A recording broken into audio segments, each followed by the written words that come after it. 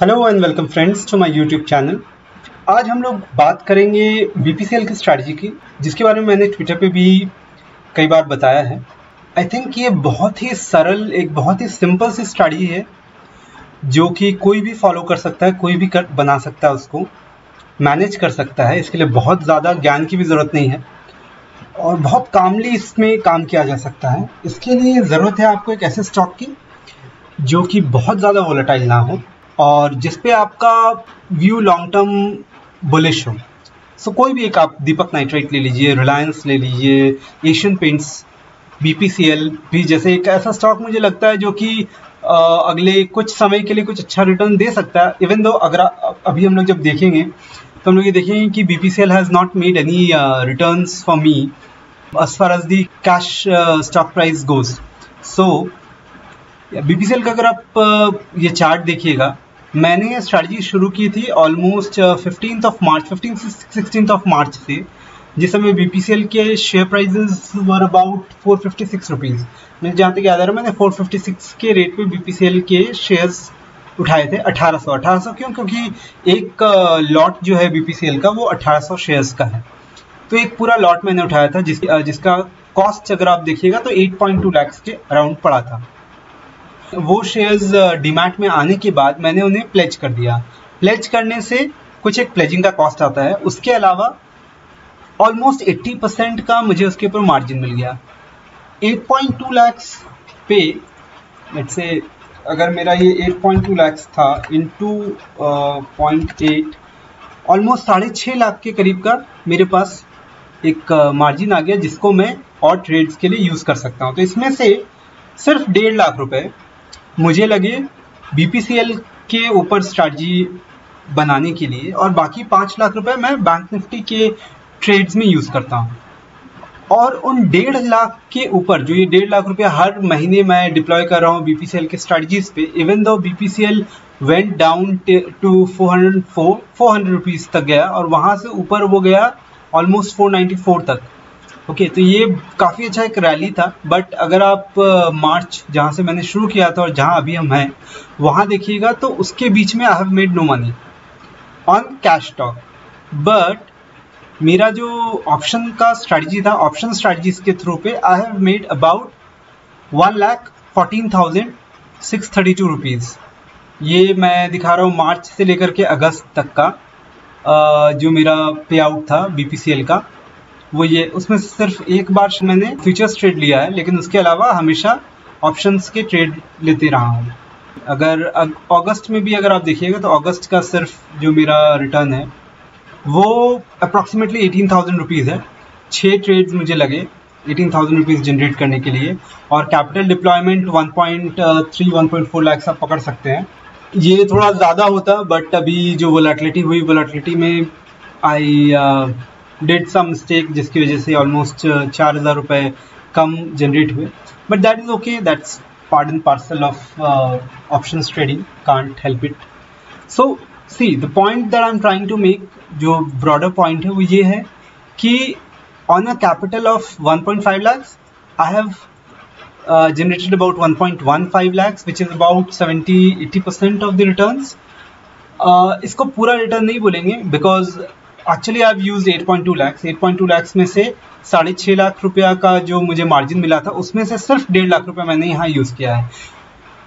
तो अगर सिर्फ मैं इस रिटर्न को भी देखूँ, 5 लाख के ऊपर जो और बैंक निफ्टी के ट्रेड से जो रिटर्न बना उसको हटा भी देते हैं, तो सिर्फ इस रिटर्न को भी देखते हैं तो this return is approximately how much? अगर 1.15 डिवाइड बाई 8.2 करते हैं तो ये 14% का रिटर्न है, and this is only in 5 to 6 months। आप बहुत सिंपल एक इसको एक्सट्रापोलेट कर सकते हैं और ये मान सकते हैं कि 30% का रिटर्न बन सकता है इन अ ईयर।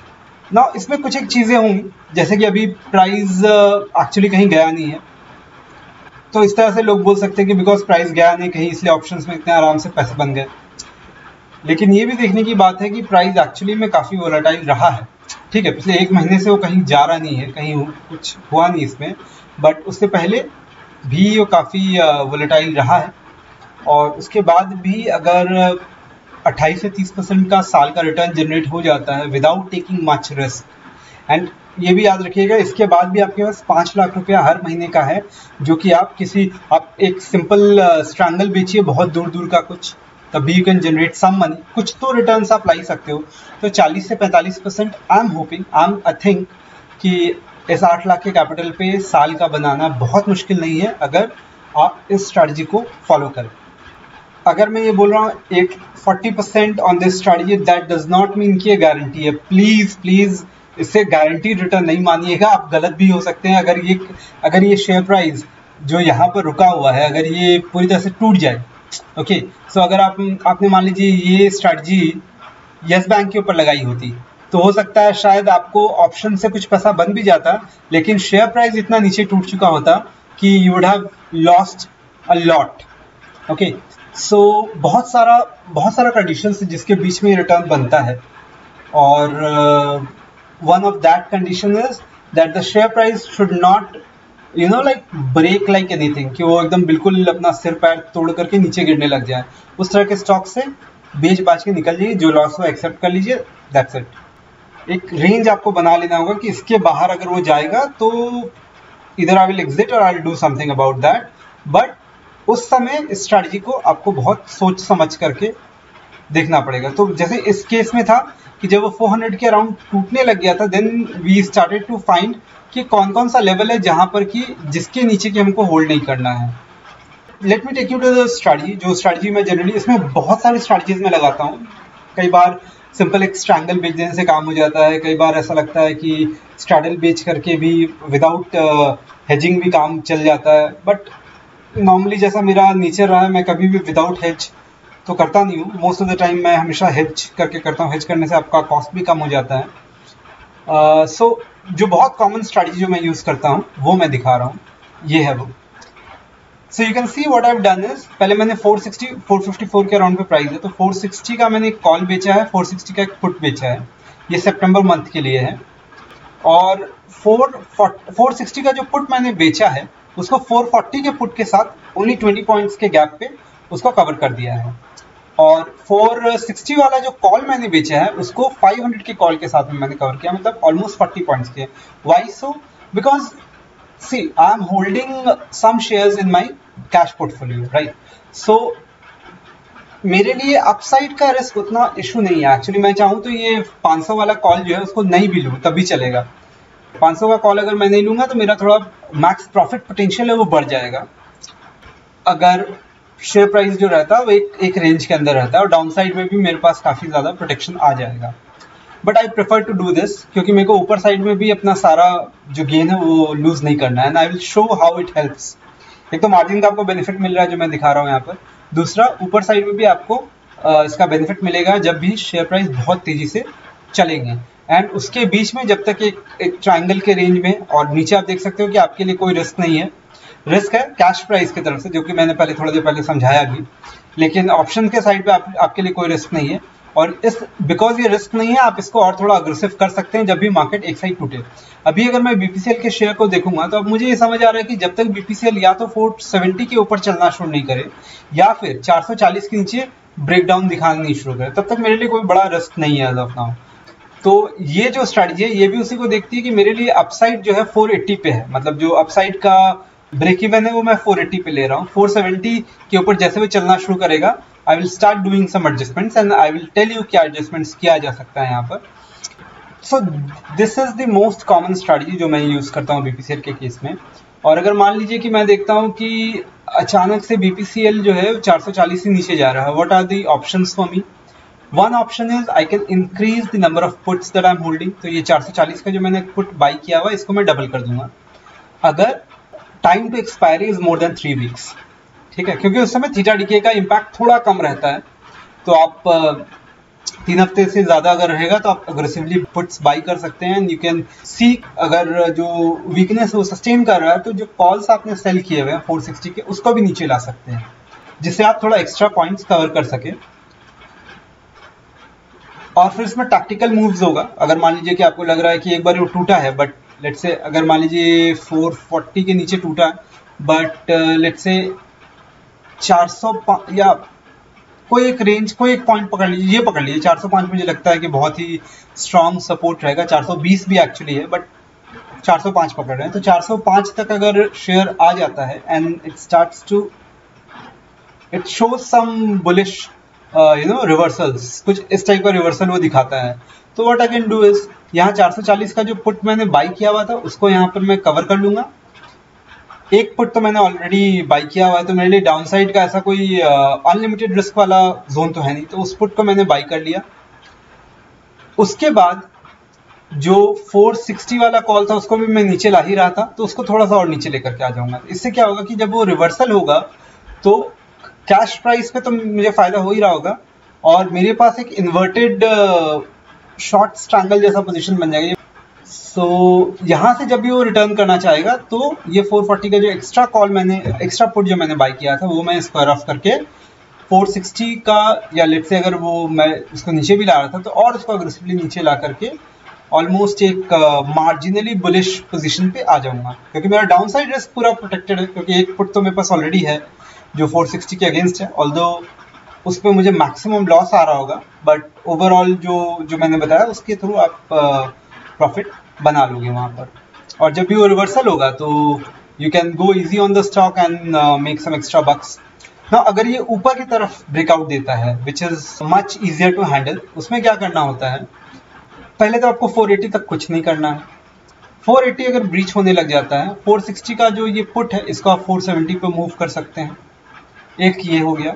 दूसरा चीज आप ये कर सकते हैं कि 500 का जो कॉल है जो भी 5.1 पे है, और 460 के कॉल और 500 के कॉल के बीच में 40 पॉइंट्स का गैप है, और एक्चुअली ये जो मैक्सिमम लॉस का जो नंबर आ रहा है वो उसी 40 पॉइंट्स की वजह से आ रहा है। इसमें आप अगर आप देखोगे तो 15 पॉइंट आप ले रहे हो और 5.1 मतलब ऑलमोस्ट 10 पॉइंट्स जो है जो गैप है, और इनके बीच में 40 पॉइंट का गैप है, मतलब 30 पॉइंट का हिट यहाँ से आता है।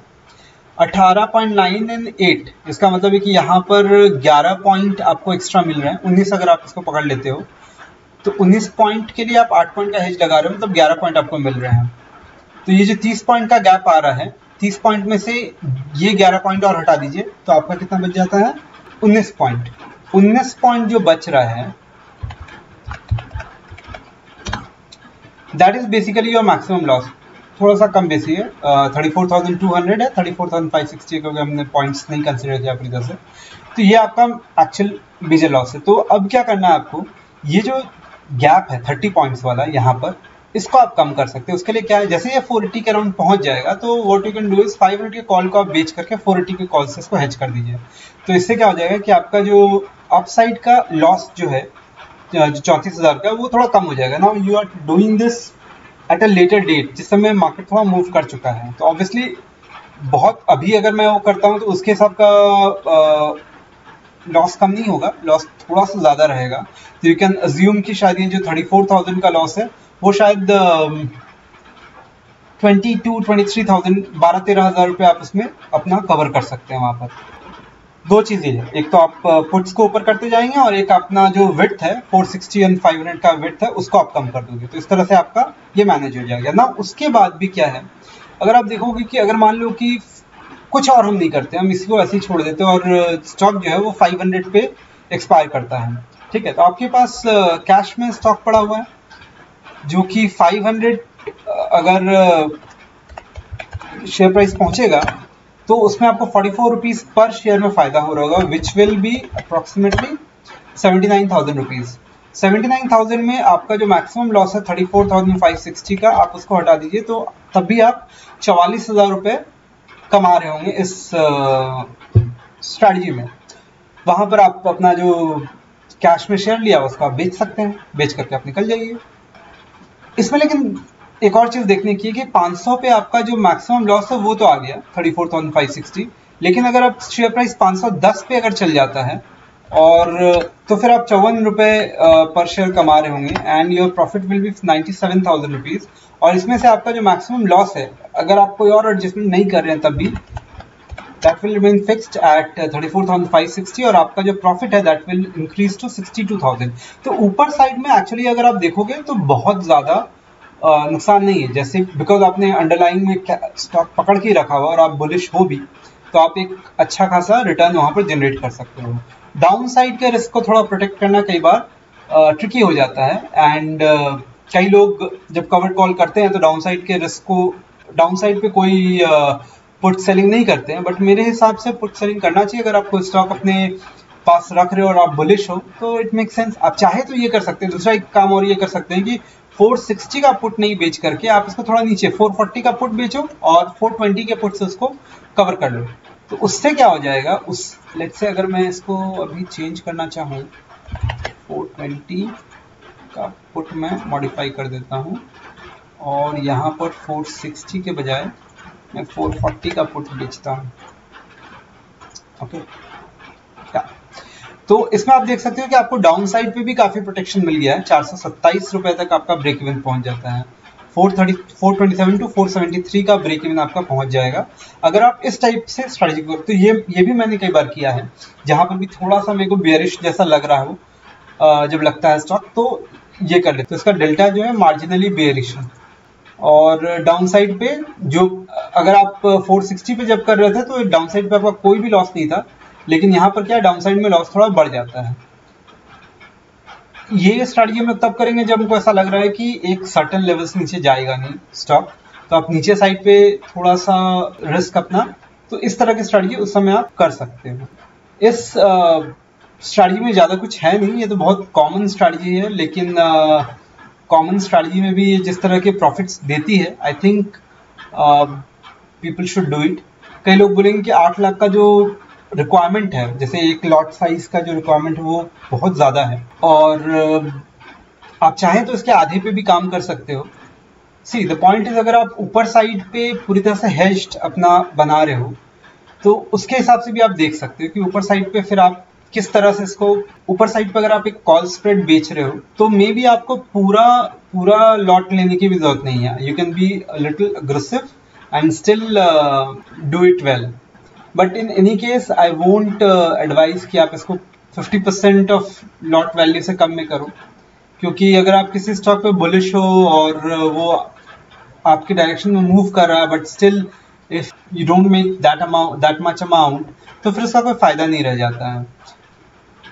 ये केस बहुत ही पिक्यूलियर है, जहां पर कि पिछले 5-6 महीने में कोई रिटर्न बना नहीं मेरे लिए, but they can be other stocks. अगर दीपक नाइट्राइट में पिछले साल भर से किसी ने ये चलाया होता या एशियन पेंट्स पे चलाया होता, ये सेम काम किया होता, तो they would have made a lot of money in the cash segment as well, cash segment, and अगर इसको प्रॉपर ढंग से मैनेज किया होता तो इस पे भी जो ऑप्शंस वाला उनका पार्ट है उस पे भी अच्छा खासा रिटर्न बन सकता है।